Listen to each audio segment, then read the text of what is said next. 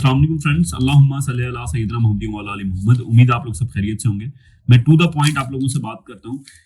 ये lecture series हम लोगों ने स्टार्ट की है, जिसके अंदर जिन लोगों की बिल्कुल भी तैयारी नहीं है और जिनको पता ही नहीं है कि किस तरीके से पैटर्न करना है, रीडिंग कॉम्प्रिहेंशन को किस तरीके से लेके चलना है, उनको फ्री ऑफ कॉस्ट ये वीडियोस हम इस चैनल के ऊपर अपलोड कर देंगे। तो नीचे दिए गए सब्सक्राइब बटन को लाइक कर लें ताकि आप लोगों को ये वीडियोस मिलती रहे।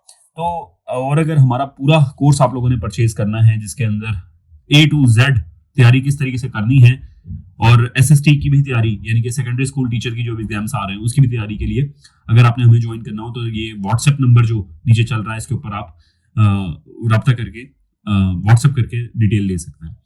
देखें, यहाँ पर सिलेबस को पहले डिस्कस कर लेते हैं कि इंग्लिश को हम लोगों ने डिस्कस करना है। मैं और आप लोगों का टाइम ज़ाया नहीं करूंगा।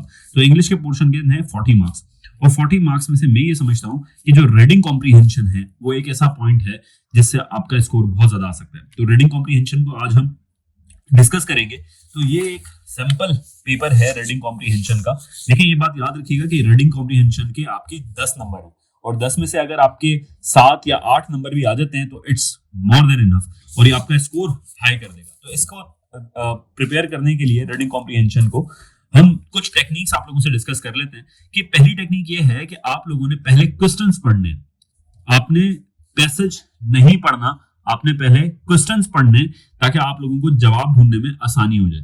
तो पहला हम लोग क्वेश्चंस पढ़ते हैं। तो क्वेश्चंस के सामने आपने क्या करना है वो मैं आप लोगों को with the passage of time बता रहा हूं अभी इसी वीडियो के अंदर। देखिए, पहला क्वेश्चन है which of these tools will the author use more than once. तो यहां पर जो इसका सेंटेंस का मेन पॉइंट था ना वो ये था टूल्स, ठीक है, और यूज। तो मैंने थोड़ा सा यहां पर लिख दिया टूल का लिख दिया और एक क्वेश्चन मार्क डाल दिया। टूल यूजेज लिख लें अगर आपके पास थोड़ा सा ज्यादा टाइम है। तो मेरे पास एक पॉइंट आ गया कि यार पहले सवाल के अंदर टूल यूजेज के बारे में बात की गई है, ठीक है, मैंने टूल यूजेज लिख दिया। दूसरे के अंदर सवाल है एज यूज इन पैराग्राफ 3 मैंने अंडरलाइन किया, P3 लगा दिया। What does requires mean, require लिखा, जल्दी से कुछ भी स्पेलिंग लिख लें आप ताकि आपको समझ में आ जाए। उसके आगे ऐसे क्वेश्चन मार्क मार दिया आपने। Which of the following tools does the author not need to fix the back porch? तो यहां पर not का इस्तेमाल है। तो back porch, back P लगा दें जल्दी और tool लिख लें और क्रॉस लगा दें कि ये दूसरा सवाल तीसरा सवाल जो है वो बैक पोर्च के बारे में कौन सा टूल है जो नहीं इस्तेमाल हुआ, ठीक है। इस तरीके से आपने इन सवालों को तोड़ लेना है ताकि आपको जवाब ढूंढने में आसानी हो जाए। फिर लिखा है what is the earliest day that the author can finish both project. तो डेज के बारे में, तो डेज, टोटल डेज आप यहाँ पर ऐसे लिख लें, टी लिख लें, डेज लिख लें और क्वेश्चन मार्क लगा दें। तो यानी कि मेरे पहले सवाल में पूछा गया है यूजेज कौन से हुए टूल्स, तीसरे पैराग्राफ में रिक्वायर वर्ड का मतलब क्या है, जो आपका बैक पोर्च है उसके अंदर कौन सा टूल इस्तेमाल नहीं हुआ और टोटल डेज कितने हैं। ये 4 वर्ड्स में मैंने चारों सवालों को लिख लिया। जब आप प्रैक्टिस करेंगे तो ये चीजें आप लोगों के लिए आसान हो जाएंगी। पर प्रैक्टिस आपको किस तरीके से करनी है, आपको ऐसे रीडिंग कॉम्प्रिहेंशन के पैसेजेस इंटरनेट से भी मिल जाएंगे या आप हमें इस नंबर पे अगर व्हाट्सएप करते हैं, ये जो नंबर लिखा हुआ है, तो हम लोग भी आप लोगों के लिए एक ग्रुप बनाया है जिसके अंदर हम लोगों ने आपको इस टाइप की इंफॉर्मेशन देते रहते हैं। और अगर हमारा फुल कोर्स आप लोगों ने ज्वाइन करना है जिसके अंदर पूरी तरीके से मैंने तैयारी करवाई है, वो भी आप लोगों के लिए, उसकी फीस सिर्फ 2000 रुपीज हम लोगों ने रखी हुई है, ठीक हो गया। पांचवा जो सवाल है इसके अंदर पूछ रहा है on which project will the author need to use the most tool. तो मोस्ट टूल M लगा दें या मोस्ट लिख दें, टूल्स, ठीक हो गया। According to the passage fixing the back porch will take longer because अगर आप लिखने में थोड़ा सा आपको परेशानी हो रही है तो अंडरलाइन कर लिया करें। पेंसिल से आप कर सकते हैं, इवन वो मना करते हैं, पर अगर आप पेंसिल से मार्क कर रहे हैं तो कोई इतना बड़ा इशू नहीं हो जाता कि आपका पेपर कैंसिल हो जाए। आप उससे परमिशन लेके हल्की मार्किंग आप पेपर पे कर सकते हैं रीडिंग कॉम्प्रिहेंशन के लिए। The author of this passage can best be described as, ये ऑथर के बारे में इंफॉर्मेशन पूछ रहा है। अब मैं ये सारी इंफॉर्मेशन मेरे दिमाग के अंदर फिक्स हो गई, मेरे दिमाग में आ गई कि यार कौन कौन सी चीजें हैं जो कि पूछी गई हैं इस पैसेज के अंदर। तो अब हम पैसेज को थोड़ा सा देख लेते हैं कि पैसेज के अंदर क्या है। तो पैसेज को अगर मैं खोलता हूं और पढ़ता हूं पैसेज को, तो देखिए मुझे खुद ब खुद मेरे आंसर्स मिलते जाएंगे। वो कैसे पढ़ते हैं, पहली लाइन लिखी हुई है next time I am on vacation, while I am on vacation I will work on 2 projects। तो ये पहली लाइन से रिलेटेड कोई भी मेरे पास सवाल नहीं था, तो ये as such इंपॉर्टेंट लाइन नहीं है। दूसरी, first I will fix the washing machine. The washing machine, पहले मैं वॉशिंग मशीन को फिक्स करूंगा। The washing machine has been broken for 2 weeks। ठीक है, to fix it I will need 3 tools। Tools के बारे में जिक्र हो गया, तो टूल्स के बारे में यहां पर भी था। ठीक है, तो टूल्स के बारे में क्या कह रहा है, a screwdriver, a wrench and a clamp, it will take 1 day to fix the washing machine. ठीक है, तो इधर पे मेरे पास कोई ऐसा सवाल था जिसके अंदर वॉशिंग मशीन का पॉइंट था, तो मैं समझता हूं नहीं था। फिर कह रहा है नेक्स्ट आई विल फिक्स और back porch, this is a bigger project, it will probably take 2 days। Days के बारे में जिक्र था, तो इसको अंडरलाइन कर लें आप लोग। To fix the porch and will require a screwdriver, a hammer, nail and saw। तो देखिए यहां पर मुझे याद था कि यहां पर कुछ बैकपोर्च का जिक्र था और टूल्स का जिक्र था यहां पर इस वाले सवाल में। तो यहां से मैं इसको टिक करूंगा कि कौन कौन से मेरे पास जो सवालात थे, कौन कौन से जो इसके अंदर मेरे पास चीजें थी वो इधर पे यूज हुई है या नहीं हुई। तो अगर आप इसको थोड़ा सा पढ़ेंगे, आप लोग पढ़ लीजिएगा, तो इसका आंसर आएगा बी। ये जो पॉइंट था, ये व्रिच जो था, ये इस्तेमाल नहीं हुआ है किसके अंदर, बैक पोर्च को ठीक करने में।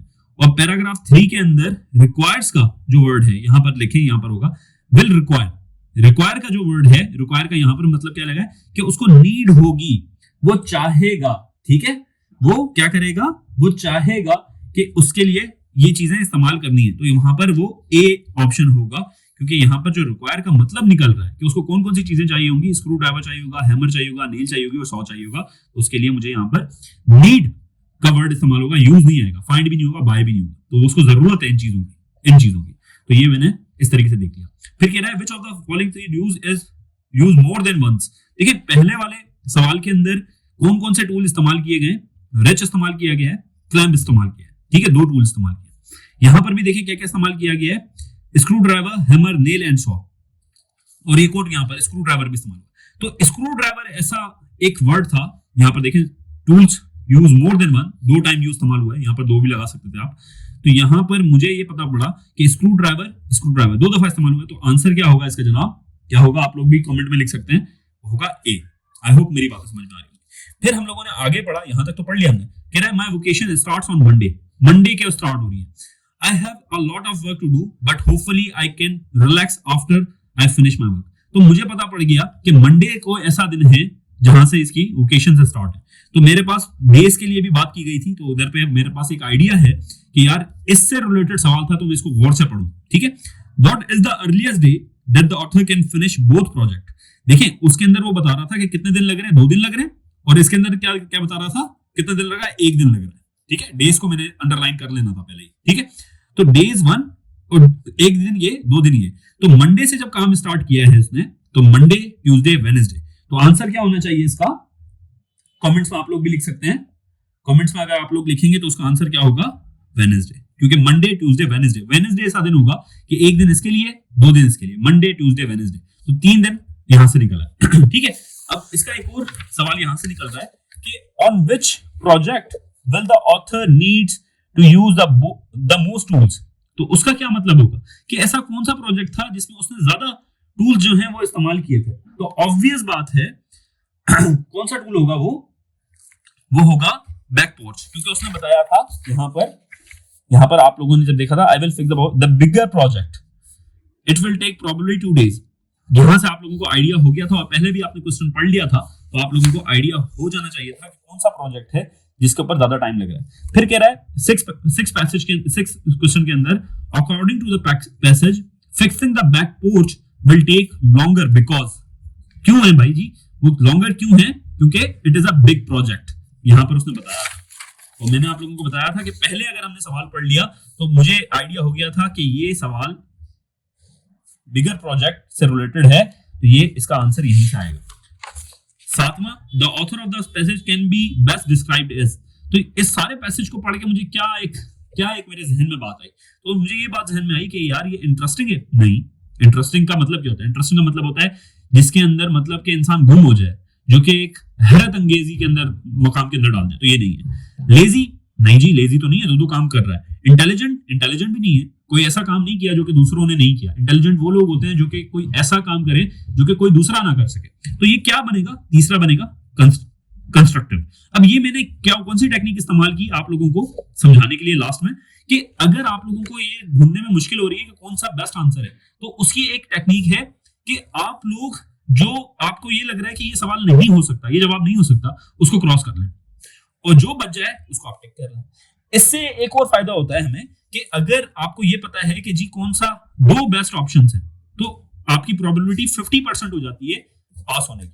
ठीक है, उसको करेक्ट करने की। आई होप आप लोगों के लिए बड़ा जबरदस्त सा मैंने एक जामा तैयारी बता दी है कि किस तरीके से आपने रीडिंग कॉम्प्रिहेंशन को हल करना है। इस टाइप की और भी अगर आपको वीडियोस चाहिए हो तो चैनल सब्सक्राइब कर लें, और अगर पूरा कोर्स आप लोगों ने अवेल करना हो तो ये जो नंबर है 03313936 840 पे आप रब्ता कर सकते हैं। अपना बहुत ख्याल रखिएगा, मुझे दुआओं में याद रखिएगा। अल्लाह हाफिज़।